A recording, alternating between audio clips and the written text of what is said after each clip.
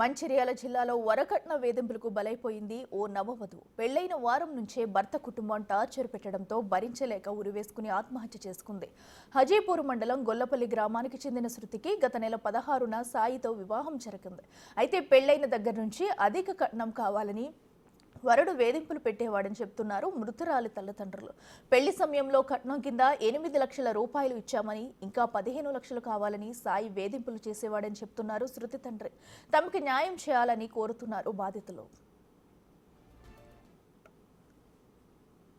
Daddy గిట్ల సంగతి బావ గిట్ల నన్ను టార్చర్ చేస్తాడు.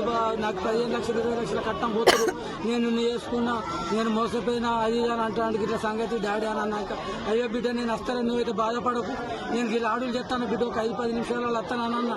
వెంటనే వచ్చినా నేను నమ్మలేదు. పిండాడు పక్కకు పెట్టినా వెంటనే వచ్చిన తర్వాత వచ్చినాక మాట్లాడినా, ఏంది సార్ ఏంది అని అంటే, ఆవు నిజమే నీ బిడ్డ తగ్గి బతకాలి, నాకు 15-20 లక్షలు పోసాకనే నేను 15-20 లక్షలు పోతురు, నాకు నేను ఇలా చేసుకొని మోసపోయినా తగ్గి బతకాలి, ఇట్టుండాలి అట్టుండాలంటే, సరేనా నీకు 15 లక్షలు అంటే నాకు కూడా కావాలి. ఇప్పుడు నువ్వు అటు ఇంకా ఇప్పుడు నీ పెద్దాళ్ళకి ప్లాట్ ఇచ్చినావు, నా పెద్దాళ్ళకి ఇంటి ముంగడు ప్లాట్ ఇచ్చిన 3 లక్షల రూపాయలు కట్నం ఇచ్చేది ఉంటే నువ్వు ప్లాట్ ఇచ్చినావు, నువ్వు నాకేమి ఇస్తావు, నాకు కూడా కావాలి, నాకు అప్పుడు తెలియదు నువ్వు ప్లాట్ ఇచ్చినట్టుగా ఇది అని చెప్పి నాన్న టార్చర్ చేస్తావు. నువ్వు ఎట్లా తీసుకుపోతావు, ఏ రకంగా తీసుకుపోతావు అని చెప్పి విపరీతమైన లొల్లి చేశారు.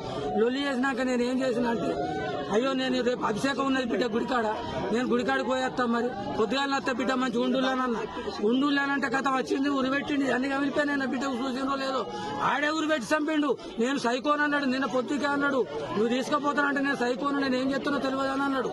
బెదిరించిండు, నేను సైకోన్ రా, నేను ఏం చేసేది తెలియదు, నువ్వు ఎట్లా తీసుకుపోతావు అని అన్నాడు. అని నన్ను మా భార్యను, అవునే నువ్వు ఎట్లా వచ్చినవే ఏంది అని చెప్పి లొల్లి. అంతకుముందు వరపూజ అయినాక దసరా అప్పుడే నా బిడ్డను తీసుకొని షాపింగ్ అని తీసుకుపోయాడు. అయ్యో ఈ రాత్రి దాకా పోతా అంటే నేను చేసుకున్నట్టు నేను ఏమైనా చెప్తానే, నేను సైకోను, నా గురించి మీకు తెలియదు అని చెప్పి ఇష్టం ఉన్నట్టుగా మాట్లాడుతా అంటే, సరే పోనీ